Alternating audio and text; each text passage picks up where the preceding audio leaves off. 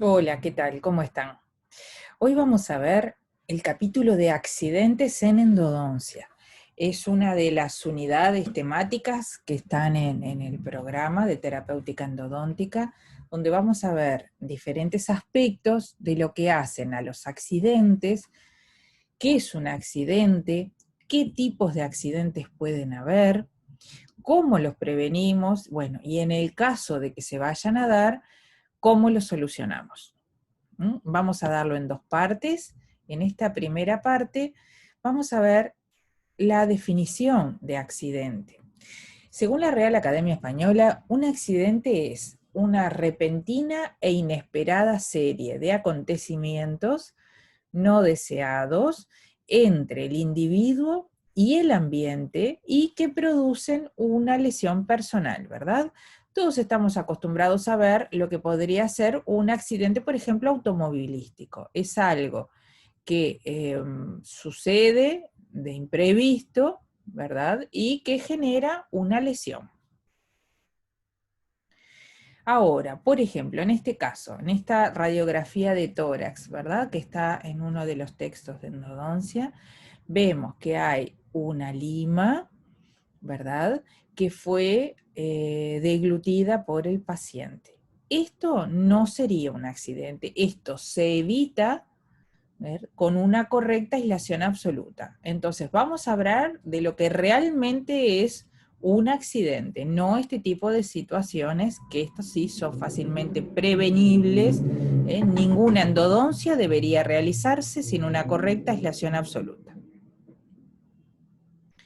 Ahí tenemos la endoscopía para la remoción del instrumento, ¿verdad? Entonces, en este caso, no vamos a entrar en este tipo de accidentes que están descritos en algunos textos de endodoncia, porque consideramos que estos entrarían en otra categoría y no precisamente en la de accidentes. Los accidentes en endodoncia tenemos que algunos se pueden dar por un diagnóstico incorrecto. En otros podemos llegar, una vez que se instalan, a pronosticar qué puede llegar a suceder con ese accidente que ya ocurrió, ¿verdad? Dentro del diagnóstico de lo que son los accidentes, podemos tener un diagnóstico clínico y paraclínico, ayudarnos con distintos tipos de recursos, sobre todo imagenológicos. ¿Mm? Tenemos que hacer un correcto pronóstico una vez que se instaló ese hecho y cómo vamos a proceder para poder solucionarlo y poder reconstruir finalmente esa pieza. La prevención es fundamental, ¿verdad? Por eso es importante un buen diagnóstico. Hay veces que podemos tener reacciones inesperadas en los pacientes frente a distintos tipos de test, ¿verdad?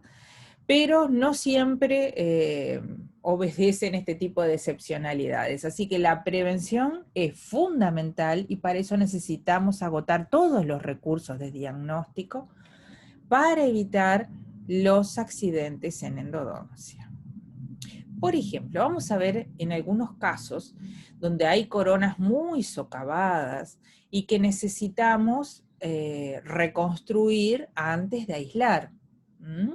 Pueden ser muchos desgastes coronarios que debilitan la resistencia estructural de la pieza, o en algunos otros casos tenemos, como por ejemplo en este caso, piezas que necesitan de una recuperación de ancho biológico, necesitan ser reconstruidas para poder ser aisladas. Si nosotros tenemos piezas que luego de la remoción del tejido cariado se encuentran muy comprometidas en su resistencia estructural, tenemos que tener especial cuidado, sobre todo a la hora de aislar, ¿verdad? Tenemos que colocar el clamp adecuado en la zona adecuada.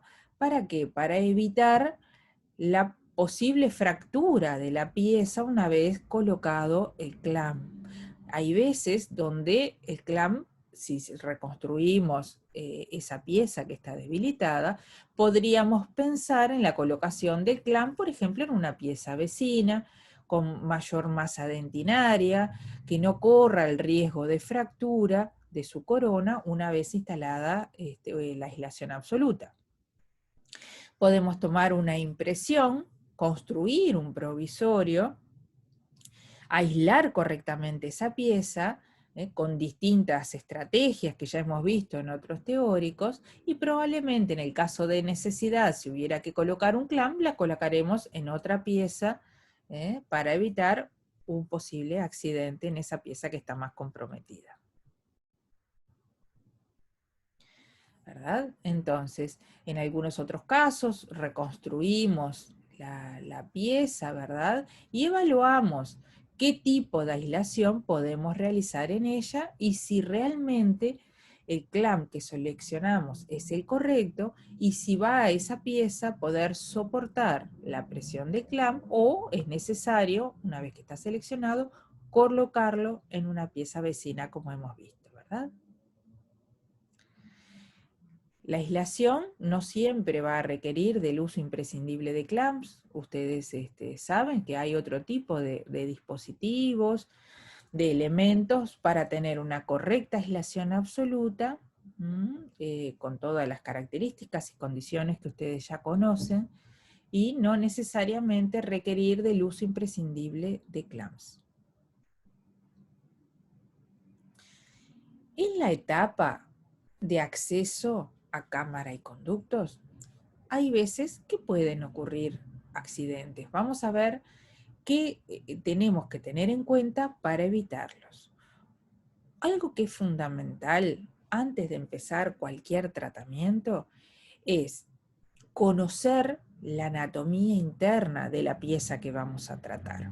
Eso es fundamental, porque la radiografía nos da una información y el conocimiento previo que nosotros tengamos nos va a permitir reconstruir tridimensionalmente lo que la radiografía nos está dando, ¿verdad?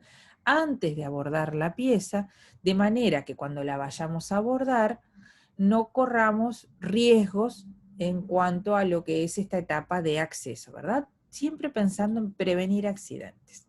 Entonces, por ejemplo, si vemos esta pieza ¿qué nos llama la atención? Está en mal posición. Nosotros aprendimos que las cavidades de acceso se hacen en la cara lingual, por ejemplo, ¿verdad? En esta pieza, lo que tiene por lingual es una zona muy invadida, ese plano lingual, por las piezas vecinas, ¿verdad? Por malposición. Por lo tanto, tenemos que pensar en diferentes estrategias para poder abordarla. En este caso, es uno de los casos que, como ya hemos visto con el doctor Aguirre, se pueden llegar a realizar accesos atípicos. Estos casos son muy excepcionales, ¿verdad? Y requieren de una planificación previa. Para ello es necesario saber de anatomía, ¿verdad? Y haber evaluado la radiografía previa. El hecho de conocer también la anatomía interna nos permite evaluar que si nosotros tenemos, por ejemplo, esta pieza anteroinferior, no podemos hacer un acceso que no se corresponda con la anatomía interna de la pieza. Si nosotros sabemos que esta pieza puede llegar a presentar uno o dos conductos, ¿verdad? Si nosotros hacemos un acceso que no se corresponde con la forma que tiene la cámara pulpar, probablemente no solamente no vamos a poder abordar la integridad de la cámara pulpar, de ese tejido que está en la cámara, sino que tampoco vamos a poder diagnosticar si hay más de un conducto, y mucho menos, por supuesto, tratarlo, ¿verdad? Entonces es necesario tener el diseño correcto del acceso, de la cavidad de acceso, ¿verdad? Un buen diseño para poder abordar la totalidad de la cámara pulpar. ¿Qué otro accidente podemos llegar a tener en esta etapa de acceso? Están los escalones, ¿verdad? Y en caso de continuar, y comunicarse con con los tejidos periodontales, sobre todo con el tejido gingival, podemos llegar a tener las perforaciones. Por ejemplo, vamos a evaluar este caso que está visto de perfil. ¿Qué les parece esta fresa? Que está intentando diseñar y tallar la cavidad de acceso. Si esta fresa no se endereza y se coloca paralelo al eje longitudinal, si siguiéramos tallando, ¿verdad? ¿Qué va a pasar? Vamos a perforar en la zona vestibular de esta pieza, sobre todo a nivel cervical probablemente suceda, ¿verdad? Entonces hay que recordar que una vez que tallamos el acceso en esmalte, vamos profundizando en dentina, nosotros sabemos que el conducto se encuentra centrado en la raíz, tenemos que ir enderezando. Enderezando quiere decir ponernos ya no perpendicular a la cara palatina de la pieza, sino que tenemos que ir haciendo los desgastes por conveniencia acá en esmalte y los desgastes compensatorios en dentina para poder ir colocando la fresa de manera que quedemos paralelos al eje longitudinal de esa raíz y poder hacer el tallado correcto de la cavidad de acceso. En caso que esto suceda, lo que se puede hacer es el cementado de la pared y la rectificación del tallado. Cuando no se respeta lo que acabamos de ver, podemos correr este otro tipo de riesgo, que era lo que veíamos, ¿verdad? Que es el caso de las perforaciones. Acá el pronóstico es bastante más desfavorable, luego vamos a ver todo un capítulo de perforaciones, pero bueno, en este caso, sobre todo si la perforación fuera a nivel del surco gingival, el pronóstico sería aún más desfavorable. Cuando estamos tallando la cavidad de acceso en las piezas posteriores, tengamos en cuenta en la valoración previa qué tamaño tiene esa cámara pulpar, ¿verdad? Si el tamaño de la fresa que estamos utilizando, sobre todo si es, como en este caso, de punta activa, el riesgo que podemos llegar a correr, como ven aquí, del tallado del piso cameral es muy alto. Nosotros sabemos que tenemos fresas especialmente diseñadas para hacer la cavidad de acceso y que son de punta inactiva. ¿Qué fresa usábamos para hacer este tipo de acceso? Por ejemplo, la fresa endoceta. La vamos a ver en mayor detalle cuando veamos luego el acceso en las piezas del grupo molar, pero vayamos sabiendo que estas fresas cortantes en su punta no son las indicadas para este tipo de situaciones. Esto es un accidente que se puede prevenir si hacemos el uso de ese tipo de instrumental. Como les decía, las fresas de punta inactiva. Si es solo la conformación de un escalón, se puede cementar y continuar con el diseño de la cavidad de acceso. Si llega a suceder esto, el pronóstico, como veíamos en las piezas anteriores, pasa a ser más desfavorable. Esa pieza queda mucho más comprometida, no solamente estructuralmente, sino por el riesgo que vamos a tener de contaminación permanente a través de esa zona, por más que lo intentemos sellar en el momento, ¿verdad? A largo plazo requieren de un control periódico, de una evaluación mucho más exhaustiva a la hora de reconstruir la pieza, si llegara a suceder este tipo de accidentes, como son las perforaciones. Por lo tanto, en la etapa de acceso a cámara y conductos es fundamental para prevenir los accidentes el conocimiento de la anatomía interna de la pieza que estemos tratando. Además, por supuesto, del complemento de las radiografías. Entonces, si ustedes recordarán, cuando vimos premolares, ¿verdad?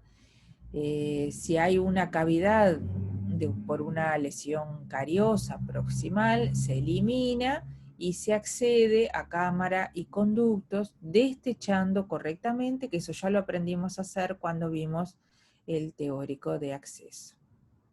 Es necesario analizar las radiografías iniciales exhaustivamente, como ya hemos visto, ¿verdad? Recordar la cantidad de conductos que pueden presentar las piezas, ¿verdad? Los anteroinferiores pueden tener un porcentaje moderado de uno o dos conductos, y son cosas a tener en cuenta. ¿Por qué? Porque esta imagen proximal no la vamos a tener nunca, salvo que la pieza esté rotada en boca. Pero si nosotros conocemos la anatomía interna y analizamos exhaustivamente la radiografía inicial, podemos llegar a percibir los indicios de que puede haber más de un conducto. Utilizar el instrumental adecuado, como veíamos en la etapa de acceso, ¿verdad? Sobre todo cuando estamos en las piezas posteriores. Esta es la fresa endoseta, que cuando vieron instrumental con la doctora Alburquerque, algo ella ya se las presentó, luego la vamos a volver a ver cuando veamos acceso en molares. La fresa endoseta, ven que tiene sus filos, y en su punta presenta una zona inactiva, no es cortante en su punta, por eso es importante utilizarla en las piezas molares. También tenemos esta fresa, que es la fresa BAT, que también la vimos, ¿verdad? Que es cortante en la zona lateral, y sus filos no llegan a cortar hasta la punta, ¿verdad? Tanto las fresas BAT como las fresas endoseta son indicadas para la etapa de acceso en cámara, porque no corremos el riesgo de tallar el piso cameral. Tienen un diámetro diferente, ¿verdad? La fresa endoseta es más ancha que la fresa BAT, pero de todas formas se pueden utilizar las fresas, tanto BAT como endoseta, en las piezas posteriores, pero de preferencia para molares siempre vamos a utilizar la fresa endoseta porque tiene una parte activa más larga, ¿verdad? Para tratar la etapa de acceso. Respetar la dinámica del instrumental es fundamental para prevenir accidentes, ¿verdad? Si nosotros sabemos que hay fresas para cámara y conductos, como por ejemplo estas fresas que son para conductos, trabajan por movimientos de entrada y salida, no se los puede forzar, y son para trabajar en la entrada del conducto, y no más. Esta, por ejemplo, es una fresa largo. Cuando veamos, como les decía, acceso en molares, lo vamos a volver a retomar, pero recuerden, como vimos, por ejemplo, en el caso de las fresas Gates, que las vimos cuando vimos acceso en premolares, hay que respetar la dinámica. Ellos trabajan por movimientos de entrada y salida, ¿verdad? Siempre en movimiento, y nunca hay que forzarlos. Y son solo para trabajar en la entrada del conducto. Tenemos, por ejemplo, algunos de estos casos donde buscando estas cámaras que son muy atrésicas se perforó. Entonces lo que hay que hacer es ubicar dónde están realmente los conductos. Primero, ubicar dónde están los conductos y dónde está la perforación. Y una vez que se ubicó correctamente todos los conductos, recién después, en esa etapa, en esa misma etapa, es que vamos a sellar la perforación, ¿sí? ¿Por qué? Porque la perforación se puede sellar con distintos materiales, por ejemplo, el mineral trióxido agregado, que lo vamos a conocer como MTA, puede ser con ionómero de vidrio, pueden ser con cementos hidráulicos, una de cuyas marcas comerciales es el Biodentin. Y si nosotros colocáramos este sellado en la perforación antes de ubicar la entrada del conducto, podemos correr el riesgo de colocarlo sobre donde estaría la entrada del conducto y luego ya correr el riesgo de un nuevo accidente intentando buscarlo. Entonces, primero, una vez, si se instaló una perforación en el piso cameral de un multiradicular, lo que tenemos que hacer es detectar la perforación, cohibir la hemorragia porque sangran bastante, ¿verdad? Todo ese tejido periodontal. Hay que recordar dónde estaríamos en este terreno, si es que se perfora el piso cameral, donde vamos a estar, va a estar en tejidos periodontales. sangran bastante, entonces lo que hay que hacer es cohibir la hemorragia, hacer irrigación, hacer compresión y detectar dónde es que están las entradas reales de los conductos. Una vez que se detectaron, recién después sellamos esa perforación con cualquiera de estos materiales. Antiguamente se podían utilizar también la amalgama, por eso se los puse dentro del listado, no se utilizan más, pero podemos llegar a encontrar aún algún caso resuelto de esa forma. Bueno, esos eran los accidentes que podemos llegar a tener en la etapa de acceso. En la etapa de extirpación, ¿verdad? ¿Qué era la extirpación? Lo vimos cuando vimos biopulpectomía. La etapa de extirpación es la remoción que vamos a hacer del contenido vital pulpar. El de cámara lo podemos sacar incluso con cucharita en algunos casos, pero el del conducto o los conductos, si hay más de uno en la pieza, recuerdan que podíamos extirpar por desgarro, cuando es un conducto amplio, que lo vamos a hacer con un extirpador, que no es curvo, ¿verdad? Ese conducto. Ahora, si estuviéramos en un conducto que es atrésico o que es curvo, recuerdan que está contraindicado el uso del extirpador por la propia dinámica que tiene el extirpador. Entonces, en esos casos, extirpábamos por fragmentación con limas K, ¿verdad? Si son conductos finos o que presentan alguna curvatura. Entonces, esta es una foto del texto de Castellucci, si no recuerdo mal, ¿verdad? Utilizamos los extirpadores para remover la pulpa que podemos llegar a tener en un conducto amplio, o por lo menos que no sea demasiado atrésico, que no presenten curvaturas abruptas, y recuerdan que colocábamos el extirpador dentro del conducto y hacíamos 2 vueltas para que para enganchar esta pulpa, ¿verdad? Hasta esta zona y traccionábamos. Por eso se dice que esta extirpación es por desgarro. ¿Por qué? Porque la pulpa se va a desgarrar en esta zona con esta maniobra que estamos describiendo.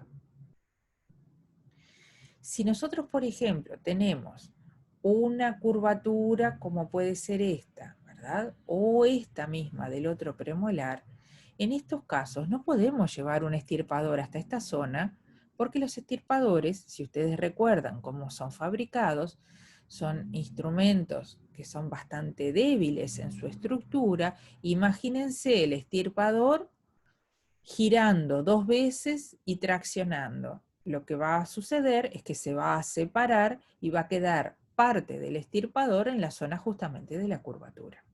Entonces, en estos casos es que decíamos que vamos a extirpar por fragmentación, como si estuviéramos limando con limas K, flexibles, curvadas, ¿verdad?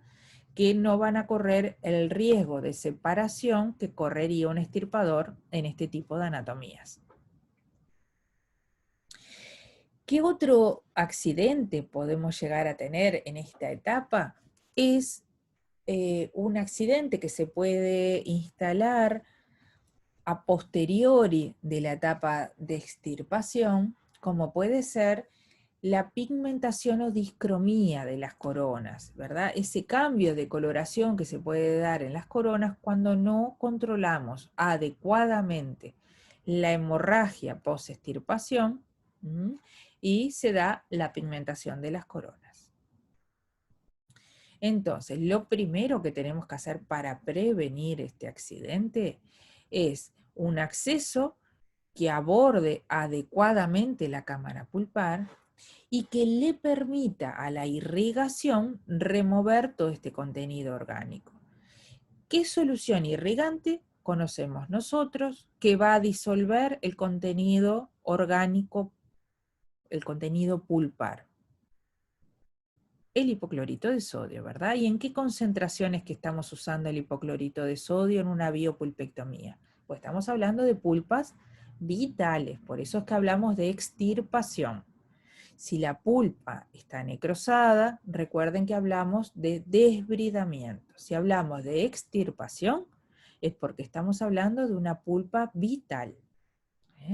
Entonces, la primera etapa dentro de la prevención de este tipo de accidentes es el correcto diseño de acceso, que no queden entrampados restos pulpares. Lo segundo es la correcta elección de la sustancia de irrigación. El único irrigante que nosotros conocemos que va a disolver contenido orgánico pulpar es la solución de hipoclorito de sodio. Entonces, una correcta irrigación para el control luego de la extirpación del sangrado que puede llegar a haber. ¿Cómo controlábamos las hemorragias post-extirpación? Ahora lo que estamos haciendo es repasando el teórico que vieron con la doctora Medero de biopulpectomía. Recuerdan que teníamos varias formas. Nosotros, una vez que extirpamos por el método que sea, por desgarro o por fragmentación, vamos a tener una hemorragia que va a depender del volumen que tenga ese conducto, ¿verdad? Cuanto más amplio, más contenido pulpar, más posibilidades de una hemorragia. Una hemorragia que siempre es controlable, ¿verdad? No es la hemorragia que se puede llegar a instalar, por ejemplo, en una perforación. Una vez que extirpamos, tenemos que irrigar mucho con hipoclorito y constatar que realmente hayamos extirpado todos los conductos. Esa sería la primera maniobra, ¿verdad? Verificar que abordamos todos los conductos, que no quedaron mayor cantidad de restos pulpares en el sistema de conductos y una buena irrigación con hipoclorito de sodio. Si a pesar de ello continúa habiendo hemorragia post-extirpación, lo que tenemos que hacer es compresión. Pensemos de dónde es que viene la hemorragia. La hemorragia viene de la zona foraminal, porque es donde se desgarró el tejido, donde los vasos sanguíneos se rompieron luego de la extirpación. Entonces, ¿con qué podemos hacer compresión? ¿Con qué podemos comprimir esa zona? Con conos de papel estériles, acordes al diámetro que tenga ese conducto, ¿verdad?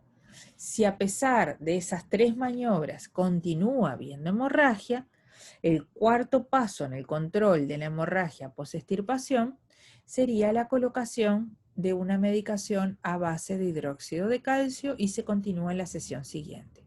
Ahora, si no hacemos todo eso y dejamos que de una sesión para la otra se acumule ese sangrado en la zona cameral, ¿qué va a pasar? Va a pasar este accidente que es justamente la pigmentación o discromía de las coronas. Pero ahora ya aprendimos cómo hacer para evitarlo. La separación de los extirpadores, vamos a repasar entonces. Recuerdan lo que hablamos de los extirpadores, son instrumentos extremadamente delgaditos y que por su conformación pueden fácilmente engancharse en las paredes del conducto, por eso hablábamos de que solo están indicados en aquellos conductos moderadamente rectos.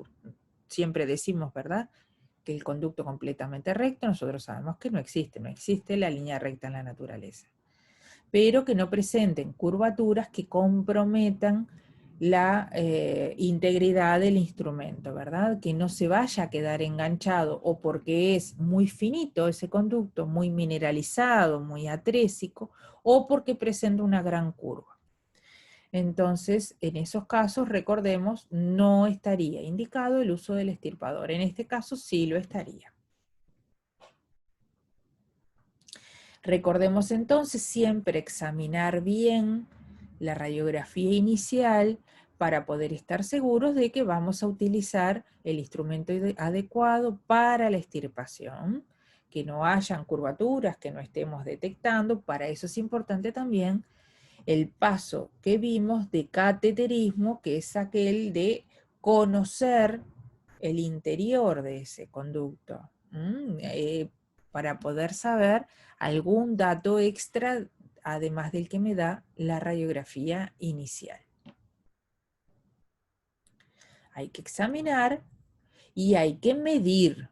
Hay que saber hasta qué longitud voy a llevar el extirpador, ¿verdad? Para no tener tampoco accidentes en ese sentido. Como en este caso, ¿ven? Por ejemplo, acá tenemos una separación de un instrumento y se está tratando su remoción. Hay varios artículos, si llegaran a estar interesados en algunos de ellos, con mucho gusto se los podemos facilitar en el caso de que no accedan a encontrarlos.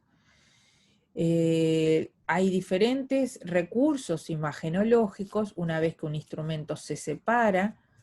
Nosotros retiramos el instrumento y vemos que está de una longitud más acortada de la que originalmente estaba.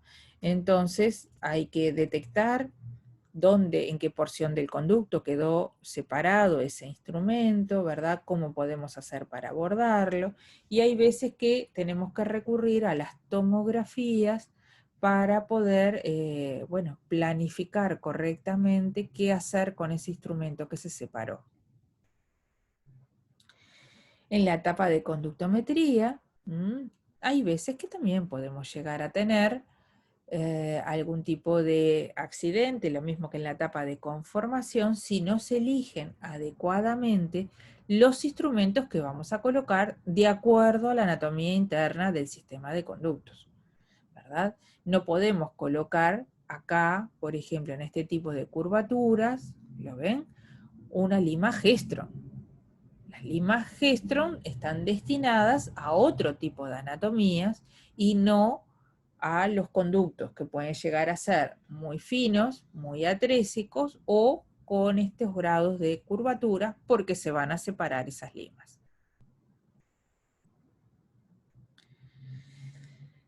Utilizar la conductometría electrónica es de gran ayuda para establecer la correcta longitud de trabajo. Nosotros contamos en la clínica con los localizadores foraminales para que no se sobrepase la longitud de trabajo y no tener un accidente por haber traspasado la zona foraminal con los instrumentos con los que estamos intentando establecer nuestra longitud de trabajo o conductometría. En la etapa de limpieza y conformación también se pueden presentar diferentes tipos de accidentes. Vieron que estamos viendo en qué consiste cada tipo de accidente según la etapa en la que estamos trabajando, cómo lo prevenimos y en el caso de que se instale, cómo lo tratamos. En la etapa de limpieza y conformación es algo similar a lo que acabamos de ver, ¿verdad? En la etapa de extirpación, o de conductometría, disculpen, pero se agregan otros, como pueden ser, por ejemplo, las falsas vías, ¿verdad? Si nosotros podemos llegar a tener un conducto con este diseño y se da este tipo de accidente, esto es lo que constituye un escalón. ¿Ven que tiene una formita de escalón? Hay un desvío, generalmente se da en la zona donde empieza la curva, que generalmente son en el tercio apical. Y esos son los escalones. Si continuáramos a través de esa falsa vía, porque la vía natural del conducto es esta, ¿verdad? Si esto sucede es un escalón. Si nosotros continuáramos construyendo una falsa vía y llegamos hasta los tejidos periodontales, en ese caso se constituye una perforación, como ya hemos visto también en la etapa de acceso.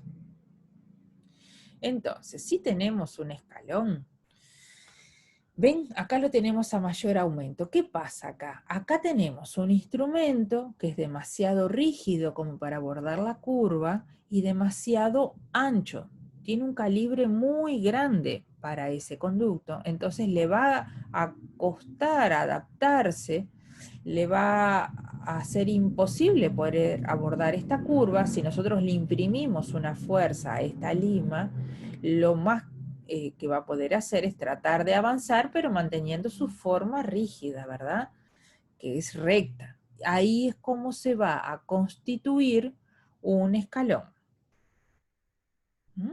Entonces, para evitar los escalones en la etapa de conformación y limpieza, tenemos que utilizar instrumentos acordes al diámetro del conducto. Esos instrumentos finos se los tenemos que utilizar secuenciados, ¿verdad? Si es necesario, empezar por las limas extrafinas. ¿Se acuerdan cuáles eran las limas extrafinas? Que eran la 6, la 8 y la 10, que son las limas que están antes de empezar la primera serie. La primera serie empezaba en qué lima, en la 15. Entonces tenemos que pasar, si es necesario utilizar las extrafinas, las utilizamos, después pasamos a la 15, después a la 20, o sea, mantener la secuencia de los instrumentos, no saltearnos números, porque ahí es como fácilmente podemos establecer un escalón. Esos instrumentos finos, además, tienen que poder transcurrir a lo largo de la anatomía de ese conducto, y por eso es importante curvarlos antes de entrar al conducto, ¿verdad? Necesitamos entonces, dijimos, instrumentos que sean finos, curvados. Es necesario recapitular. ¿Se acuerdan cuando vimos conformación?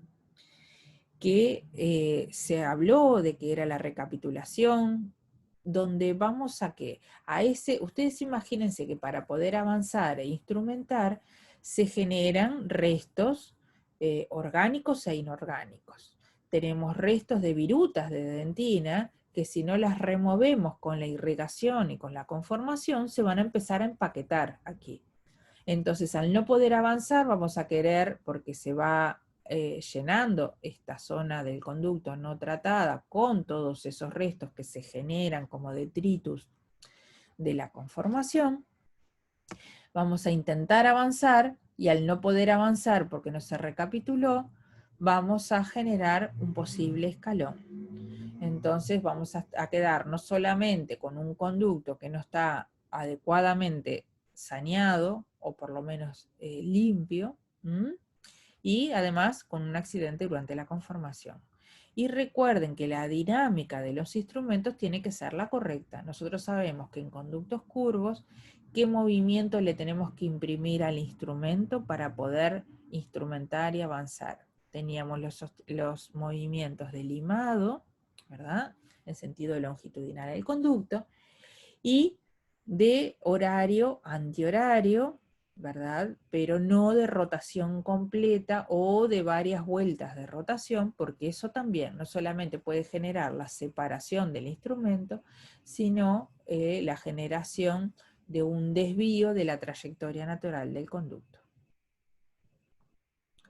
Entonces, si como en este caso se establece un escalón, hay que con instrumentos finos tratar de retomar con mucha lubricación, paciencia, irrigación, e instrumentos finos curvados, tratar de volver a abordar la trayectoria natural del conducto para poder limpiarlo y obturarlo correctamente, como en este caso.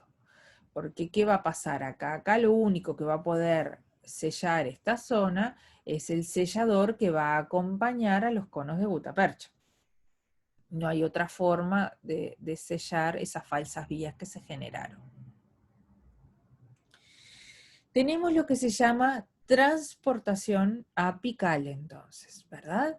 ¿Qué quiere decir transportación apical? Es el desgaste de las paredes del tercio apical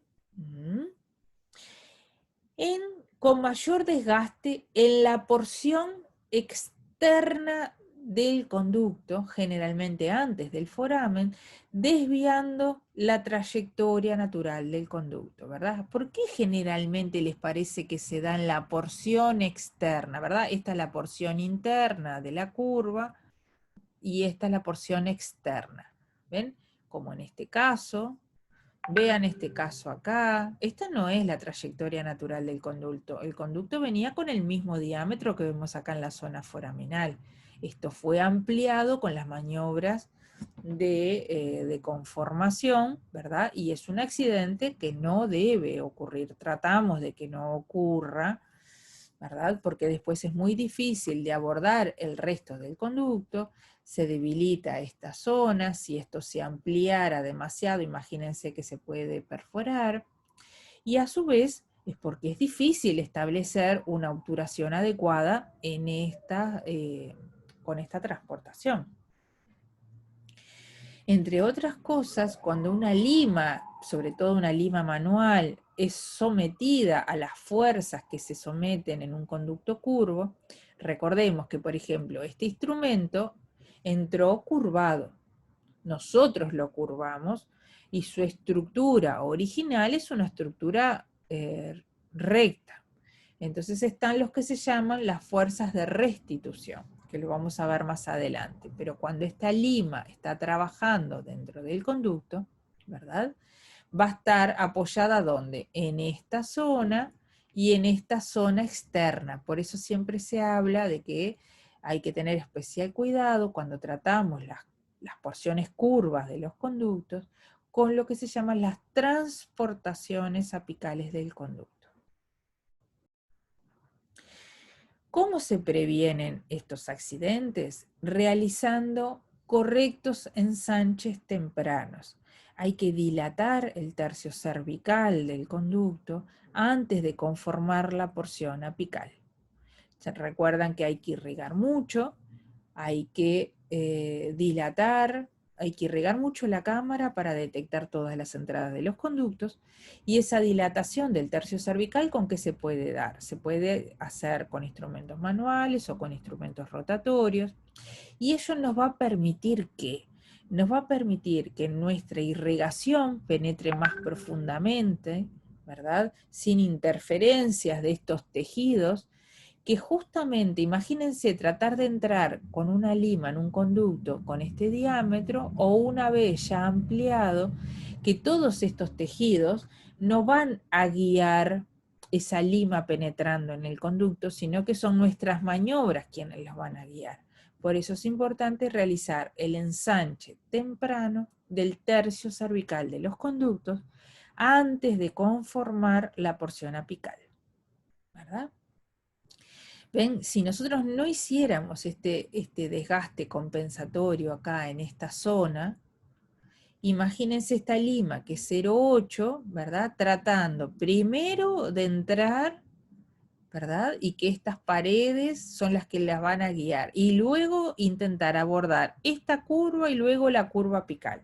Es muy difícil. Si nosotros hacemos este desgaste compensatorio, esta dilatación temprana acá de esta zona, esta lima va a trabajar más libremente, con menos estrés en su estructura. Entonces, no solamente minimizamos el riesgo de transportación del conducto, sino también el de la separación de los instrumentos, ¿verdad? Porque van a estar mucho menos fatigados, ¿verdad? No es lo mismo un instrumento entrando de esta forma que entrando de esta forma, ¿verdad? Donde este tercio cervical ya fue dilatado. Tenemos que utilizar instrumentos finos, lo mismo que veíamos anteriormente, instrumentos que sean acordes al diámetro del conducto. No hay que apurarse por ampliar los conductos, ya vamos a llegar a la etapa de darles el diámetro adecuado. Si son instrumentos finos, tenemos que empezar por instrumentos finos y tenemos que mantener la secuencia, eso es muy importante. Además, tenemos que considerar lo que les mencionaba anteriormente, que son las fuerzas restitutivas. El instrumento que está curvado dentro del conducto siempre va a tender a enderezarse. Esas son las que se llaman las fuerzas restitutivas. El instrumento tiende a recuperar su forma original. Cuanto más grueso el instrumento, más fuerzas puede ejercer, ¿verdad? Y si no controlamos adecuadamente, con una adecuada dilatación del tercio cervical, se puede llegar a dar la transportación del conducto. Seguimos insistiendo con un concepto que ya vimos previamente, y es que los instrumentos, además de ser finos y flexibles, tienen que entrar curvados al conducto, ¿verdad? No podemos penetrar y intentar permeabilizar los conductos con los instrumentos, con la forma como vienen de fábrica. Hay que curvarlos de acuerdo a la forma de la anatomía interna de esa pieza que estamos tratando de conformar, ¿sí? Así sea para hacer el cateterismo solamente. Los instrumentos tienen que entrar curvados. Es la mejor forma de percibir, de conocer el conducto por dentro. ¿Mm? Y si por algún motivo no alcanzamos la longitud de trabajo preestablecida, no dilaten los conductos, porque si no va a pasar esto, ¿verdad? Si dilatamos mucho el conducto en una longitud que no es la correcta, después va a ser muy difícil poder enhebrar, poder entrar donde está la trayectoria original del conducto hasta acceder a la zona apical. Y por último, recordar que los instrumentos que dijimos que tienen que ser finos, que dijimos que tienen que entrar curvados, hay que trabajarlos con la dinámica adecuada de trabajo para cada instrumento. Nosotros sabemos que aunque sean finos y curvos, no se los puede dar una rotación completa dentro del conducto porque se pueden separar o pueden transportar al sistema de conducto donde estamos trabajando. Entonces, generalmente se da en la porción apical. No tenemos que trabajar los conductos, los instrumentos con rotación completa. Los instrumentos manuales, recuerden que son por movimientos de limado o de rotación horario, antihorario. Acá estamos repasando lo que es el teórico de conformación, que veíamos con un movimiento de 30 grados en sentido horario y antihorario, y eso nos va a permitir ir avanzando en el conducto, desgastando la dentina, avanzando sin transportarlo, sin deformarlo, ¿sí? Bueno, muy bien. Ahora vamos a entrar en el capítulo de perforaciones, que lo vamos a ver en la segunda parte de este teórico con la doctora